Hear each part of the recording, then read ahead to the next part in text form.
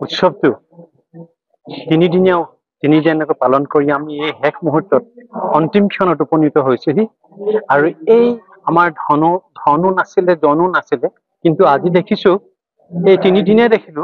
যে ইমান মানুহ আহিছে আৰু আমাৰ প্ৰতিটো অনুষ্ঠানতে সকলোৰে একাগ্ৰতাৰে খুব আন্তৰিকতাৰে আমাৰ ইয়াত অংশগ্ৰহণ কৰিছে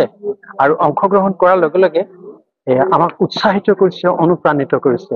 এই এনেকুৱা এটা শুভ ক্ষণত আমি আপোনালোক সকলোকে পাই বৰ আনন্দ পাইছো আৰু আশা কৰো ভৱিষ্যতে এই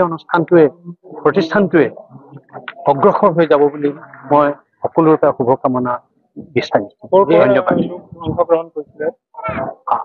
অংশগ্ৰহণকাৰীসকলৰ ভিতৰত মণিপুৰৰ পৰা আহিছে নাগালেণ্ডৰ পৰা আহিছে অৰুণাচলৰ পৰা আহিছে আৰু আমাৰ অসমতো গোটেইকেইটা জনগোষ্ঠীৰ টাই জনগোষ্ঠীৰ প্ৰতিনিধি হিচাপে আহিছে আজি সম্বৰ্ধনা জনোৱা হল নাম এতিয়া আমি হেৰিসকল যিসকলে ইয়াৰ আমাৰ সাধাৰণ সভাৰ এই টাই ইনষ্টিটিউটৰ সাধাৰণ সভাৰ সভাপতি আছিল তেওঁলোকক আমি সম্বৰ্ধনা জনাইছো প্ৰথম সম্বৰ্ধনা আছিল গোলোক গোহাঁই আৰু তৰুণ গোহাঁই তেওঁলোক এতিয়া দামচাৰ হল তেওঁলোক নাই এই তৰুণ গোহাঁই আত্মীয় এজন আহি তৈলুক কোঁৱৰে আহি আমাৰ এই সম্বৰ্ধনা পত্ৰ গ্ৰহণ কৰিছে বাকী কিবা কাৰণত জীৱেশ্বৰ মহন আৰু বীৰেন্দ্ৰনাথ গগৈ হয়তো আহিব নোৱাৰিলে আমাৰ মাজত দুজন আছে কুমুদ সন্দিকৈ আৰু ডাক্তৰ বীৰেন্দ্ৰ গগৈ আমি তেওঁলোকক সম্বৰ্ধনা জনাই আমি নিজেই কৃতাৰ্থ মানিছো তেওঁলোকক কৰ্মক আমি হয়তো সম্পূৰ্ণৰূপে স্বীকৃতি দিব নোৱাৰিলো কিন্তু আমি আমাৰ ফালৰ পৰা যিমানখিনি শক্তি আৰু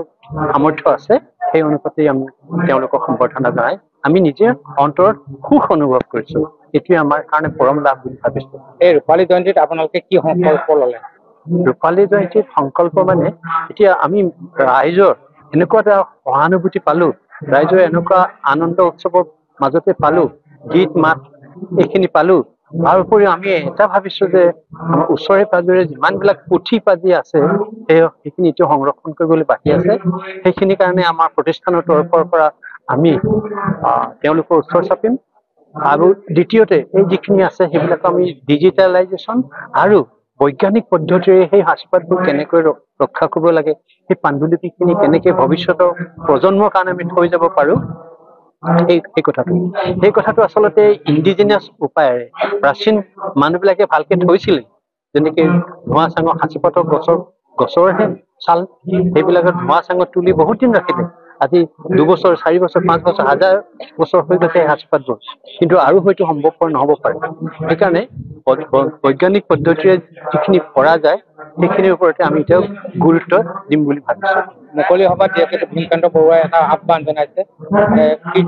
সেইবিলাকৰো হয়তো আমি অধ্যয়ন কৰিব লাগিব আমাৰ প্ৰতিষ্ঠানৰ তৰফৰ পৰা আমি আমাৰ নিৰ্দিষ্ট যিকেইজন ছাত্ৰ ছাত্ৰী আছে আৰু এতিয়া আমি ভৱিষ্যতে আমি ডিব্ৰুগড় বিশ্ববিদ্যালয় বা গুৱাহাটী বিশ্ববিদ্যালয় বা অসমৰ কোনো এখন বিশ্ববিদ্যালয়ৰ লগত সম্পৰ্ক ৰাখি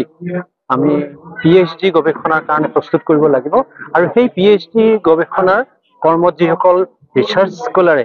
ইয়াত যোগদান কৰিব তেওঁলোকৰ পৰা আমি হয়তো এই কামত অগ্ৰসৰ হ'ব পাৰিম বুলি আমি একদম নিষ্ঠাৰে আশা ৰাখিছো